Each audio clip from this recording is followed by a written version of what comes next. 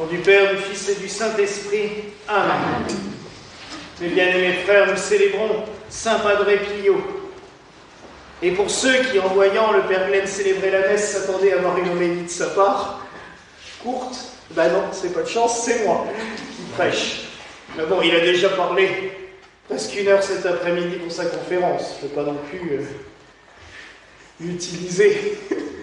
Qu'est-ce qu'il y a? Non. Oui, t'es triste, oui. Non, non. Car en plus, il faut bien avouer que Saint Padre Pio est un de mes saints favoris. J'avoue avoir une très profonde estime pour lui et un amour filial. D'autant plus que c'est un saint, pour moi, l'un des plus grands saints du XXe siècle, mais c'est un saint dont j'ai encore connu dans ma jeunesse, pas si lointaine quand même, mais justement, ça fait pas si longtemps que ça, où quand on parlait de lui, on déclenchait les foudres du curé ou de la communauté paroissiale ou des prêtres autour de nous.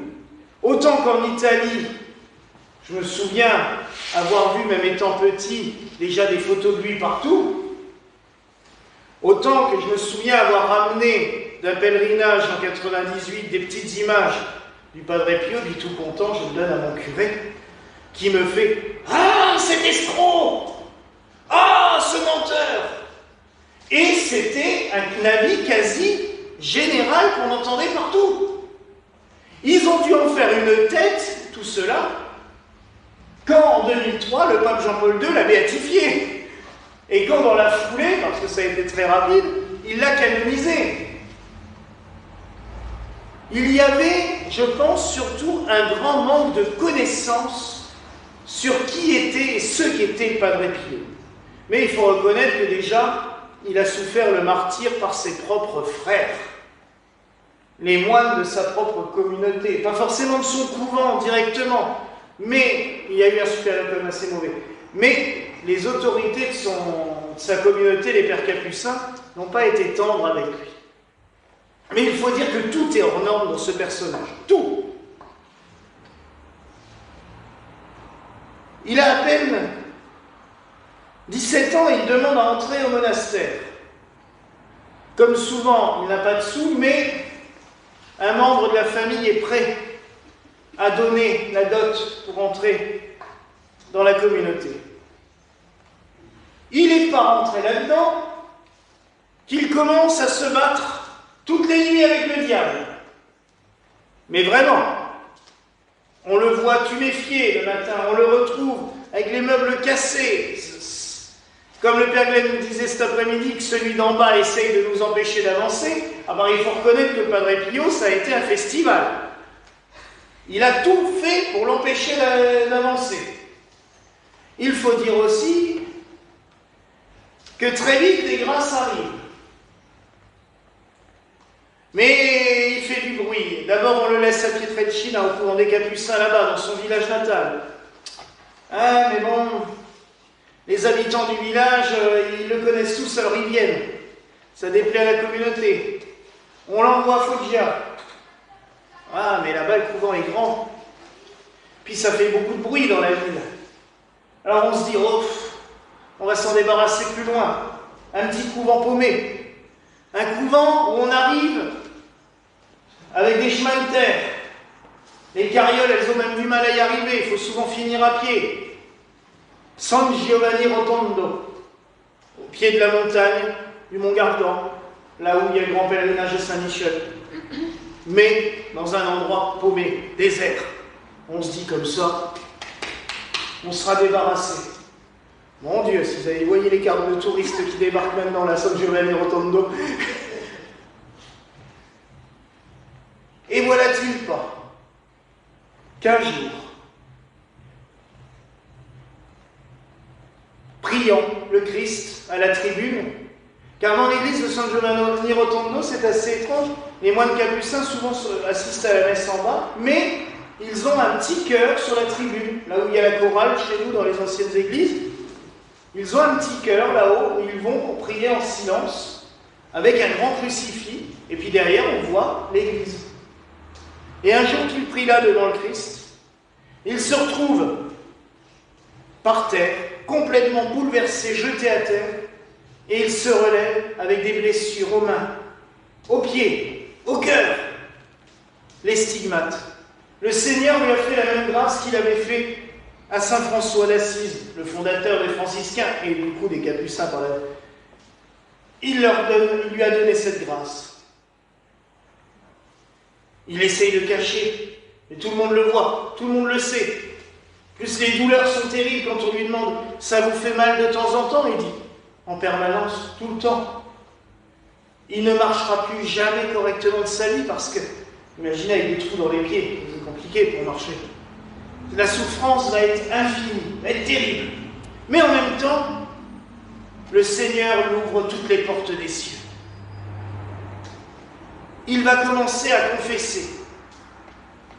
Et les gens trouvent en lui un confesseur exceptionnel. Il lit dans les âmes, il lit dans les cœurs. Égare à celui qui va lui mentir. Il y en a qui ont essayé, ils ont eu des problèmes. Un jour, un gars vient et lui ment. Ah bah il a fait une dit deux, il lui a dit « T'es sûr de ce que tu me racontes ?»« Oui, oui. »« Tu es sûr de ce que tu me racontes ?»« Oui, oui. » Ah bah il est sorti du confessionnal, il l'a sorti du confessionnal, il lui a donné 2 baffes et il lui a dit « Tu reviendras quand tu arrêteras de mentir. »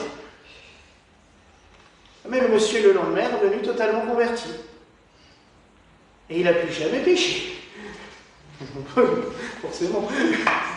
Mais c'était brutal, il fallait. Une actrice connue, une actrice italienne, elle vient pour lui demander la guérison de son petit ami. Il lui dit « Mais dis donc, ton petit ami, il est marié ?» C'est pas bien ça. Oui, mais je l'aime. Il dit « Oui, mais lui, est-ce qu'il t'aime vraiment? Ou c'est juste pour s'amuser ?» Alors elle part en colère, elle va pleurer toute la nuit, le lendemain matin, elle vient. « Vous me promettez de le guérir? » « Oui, si tu arrêtes avec lui. » Elle a arrêté, l'acteur avec qui elle était a été guéri, et elle a suivi le Padre Pio toute sa vie. C'est devenu une de ses filles spirituelles. Elle témoignera toute sa vie, et elle le défendra quand il sera attaqué. Et on a plein d'exemples comme ça. Il va bouleverser les âmes de milliers et de milliers de personnes, sans compter les miracles, tout le temps. Les guérisons qui n'arrêtent plus. Même des miracles quand il n'est pas là, par photo. Mais un truc exceptionnel. En 1944, les Américains commencent à bombarder l'Italie, forcément. Ils essayent de reprendre l'Europe et ils bombardent, forcément. Et à Foggia, ils bombardent. Sauf un immeuble. Un immeuble, tout le monde sort vivant. Et le lendemain, quelqu'un arrive à San Giovanni et dit au Padre Pio « Padre, il y a eu un miracle dans un immeuble. Ils avaient mis une photo de vous dans l'entrée et tout le monde était en train de prier devant. C'est le seul immeuble qui n'a pas eu de bombe. Tout le quartier est rasé. » Et Padre Pio qui leur dit « Ah, va peut-être falloir aussi que je me mette à le prier, ce Padre Pio, il a l'air efficace. » Il prenait même pas ça au sérieux. Pourquoi? On parlait de l'ego cet après-midi avec un monsieur qui était là. Il n'en avait pas. Il était passé par-dessus. Il vivait ce que Paul nous dit. J'ai souffert en ma chair les souffrances du Christ. Padre Pio, comme le disait le père Jean de Robert, qui était un de ses fils spirituels, Padre Pio était conformé en tout point à Jésus-Christ. Dans la souffrance physique, mentale, morale, on lui a tout fait. On l'a interdit de confesser. On l'a séquestré dans sa chambre. 4 ans enfermé dans sa chambre. Oui, mais comme il avait une don de bilocation, ça ne l'a pas empêché d'apparaître au pape. Un jour, le pape voit un vieux père capucin débarquer dans son bureau. Et le prêtre lui dit quelque chose, il lui a expliqué quelque chose que le pape se posait comme question depuis longtemps. Il lui dit « Ben, Saint-Père, voilà, il faudrait faire ça, ça, ça et ça. Et le Saint-Père se retourne, et puis le prêtre a disparu. Il sort dehors, il dit, mais il est où? Mais on n'a vu personne, Saint-Père. Et 2-3 jours après, on lui amène justement un dossier avec le cas, Padre Pio. Il regarde le dossier, il dit, mais il était là avant-hier, c'est lui qui était dans le bureau. Non, Saint-Père, c'est pas possible, il est enfermé dans... Justement, on vous présente le cas parce que il est interdit de sortir de son monastère, enfermé. Libérez-le tout de suite, c'est lui. Et il m'a donné ma réponse. Et il y a des tas de témoignages. Père Glenn avait un confrère chez les Carmes qui avait reçu la visite du Padre Pio. Et il l'a fait des centaines de fois. Il guidait ses enfants spirituels dans le monde entier, en venant les voir, sans avoir jamais quitté son village. L'argent a commencé à affluer, à un moment donné forcément. Donc ils ont agrandi l'église, ils ne savaient plus où mettre les pèlerins. Et un jour il a dit, oui mais il faut aussi soigner les malades. Et il a créé un hôpital. Et j'aime beaucoup le nom de l'hôpital. Maison pour le soulagement de la souffrance. Et c'est ce qu'il a dit aux médecins en priorité. Soulager la souffrance. Aimer les malades. Et après vous chercherez à les guérir et à faire des expériences. Mais d'abord, soulagez-les et aimez-les. Le reste, ça viendra plus tard. Mais ça en a été parce que ces frères capucins ont voulu prendre l'argent. Ben oui, des milliers d'euros qui rentrent comme ça, c'était des délires à l'époque, qui rentrent. Eux, ils s'étaient endettés pour plein de choses. Ah ben ils se sont dit, il va nous donner l'argent. Ben, il a dit non, c'est pour l'hôpital. Moi, je touche pas, les gens donnent directement à l'hôpital. On ne va pas priver les malades de leurs moyens de subsistance. Rebelote, interdiction de faire la messe, interdiction de confesser. Ça a été très vite se lever. Mais il a souffert. Il a souffert à un point. Et je vous conseillerais, si vous avez l'occasion d'aller sur YouTube et d'écouter les conférences du Père Jean de Robert, qui était donc son fils spirituel. Quand il parle de lui, mais il y a un amour infini qui en sort. Et le Père Jean a eu une très grande chance, comme beaucoup de ses disciples. Le Padre Pio est mort un 23 septembre 1968, la même année que Saint-Hugues-du-Hal. C'était une année pour les forts caractères. Ah oui, elle était née en 68, ah bah tiens. Les grands barbus aussi, du coup. Mais c'était une année forte pour les forts caractères, hein, du coup. Parce que Saint-Hugues-du-Hal est mort un mois avant. Et le Padre Pio, Jean de Robert avait fait des conférences dans la journée sur divers sujets, parce qu'il travaillait pour un collège. Et la nuit, il se réveille, et il le dit. Hein, c'est pour ça que le témoignage, je le trouve assez véridique, parce qu'il donne des détails dont on s'en serait passé. Il dit, je me suis levé pour un besoin pressant. Donc il va faire ce qu'il a à faire, et quand il rentre dans la chambre, le Padre, qu'est-ce que vous faites là? Padre Pio, debout devant lui. Il dit, mais Padre, qu'est-ce que tu fais là? Qu'est-ce qu'il y a? Pas de réponse. Puis il dit, au bout d'un moment, ça m'a saoulé, je lui ai dit, bon bah écoute, hein, si tu parles pas, je vais me coucher. Et il a été se coucher. Et le lendemain matin, un frère vient le voir en lui disant, Père Jean, il y a un appel d'Italie. Le Padre Pio est mort cette nuit. Ah. Et quand il y a eu l'enterrement, quelques jours plus tard, les 12, il avait choisi 12 prêtres dans le monde comme ses fils spirituels, dans le monde entier. Ils se sont tous retrouvés pour l'enterrement et ils ont tous eu la même visite, à la même heure, mais chacun à l'heure dans son pays. Donc, quand il était 4 heures en France, il pouvait très bien être 8 heures au Japon, et ils ont tous eu l'apparition au même moment. Il est venu leur dire adieu. C'est exceptionnel. Et la dévotion à ce prêtre s'est diffusée. Je vous dis, en Italie, il n'y a pas une maison, il n'y a pas une voiture, il n'y a pas un taxi, où il n'y a pas la photo de Padre Pio ou un dessin, une icône de Padre Pio. On l'a même vu sur les ronds-points. Hein, les statues sur les ronds-points. Nous, on met des trucs moches sur les ronds-points, eux, ils ont des Padre Pio. Bah, c'est plus joli, je trouve, personnellement. Mais il a une aura considérable encore. Et il a eu une chance folle, mais parce que, comme je vous l'ai déjà dit, le Seigneur a des fois ses dessins bien tracés depuis longtemps. Je vous ai parlé de la fête de la miséricorde et de Sœur Faustine, qui était interdite par l'Église, qui était bannie. On avait même mis le livre de Sœur Faustine à l'index. Et il a fallu que ce soit qu'un jour, le confesseur de Sœur Faustine, un peu avant sa mort, se confie à un évêque en Pologne, un évêque de Cracovie, et lui dit « J'aimerais tellement qu'elle soit connue et qu'on arrête de dire des mensonges sur elle. » Cet évêque, c'était Karol Wojtyła. 2 ans après, il était élu pape. Forcément, il a fouillé là-dedans et puis il a remis les choses en place. Et bien, Padre Pio, c'est pareil. Il y aurait eu d'autres papes, ça se serait peut-être très mal passé.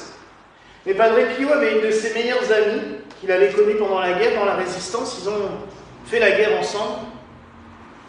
Parce que Padre Pio, Jean-Paul II, était dans la Résistance polonaise, résistance passive.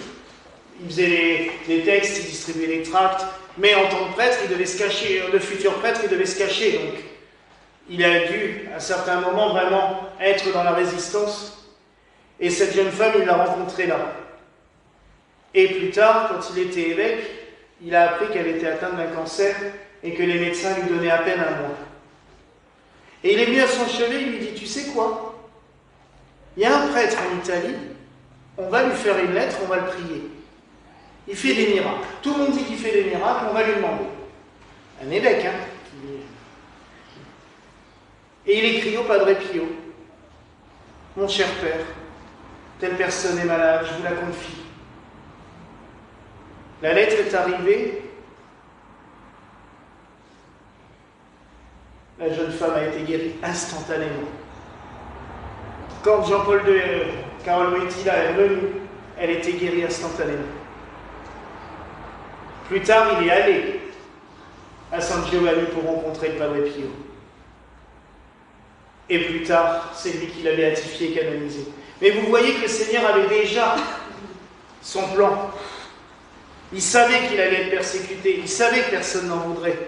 Mais il a trouvé la bonne personne par qui passer. Il s'est dit, si je fais un miracle pour ce prêtre-là, un jour, ça apportera du fruit, et ça a marché. Il faut toujours faire confiance au Seigneur. Padre Pio avait une confiance infinie en Dieu et en la divine providence. Malgré toutes les épreuves, quand on lui disait « mais vous en avez pas marre de tout ce qu'on vous fait subir ?» Autant qu'il était capable de se mettre en colère pour un pécheur qui lui montait, autant qu'avec tout ce qu'on lui faisait subir, il n'a jamais piqué de colère. Il acceptait. Il recevait cela, des fois comme un cadeau. Il le disait, si ça peut faire du bien au Seigneur et si ça peut aider des malades ou des souffrants ou des pécheurs, bah alors, qu'on continue. Alors oui, mes frères et sœurs, nous sommes réunis en synode. On a déjà beaucoup parlé, beaucoup médité aussi.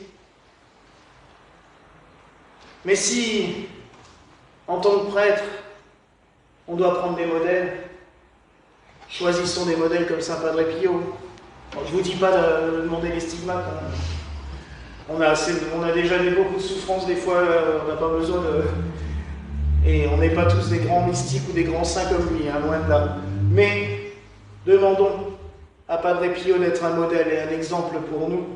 Et comme je vous le disais, c'est aussi aujourd'hui le centenaire de la mort de Saint Julius Alvarez, évêque portugais, d'origine portugaise, mais qui était évêque de l'Église des Indes et qui a consacré Monseigneur Vilat, notre premier évêque et patriarche. Nous pensons aussi à lui parce que lui aussi, il a tout abandonné pour la gloire de Dieu et il a subi aussi de nombreuses persécutions.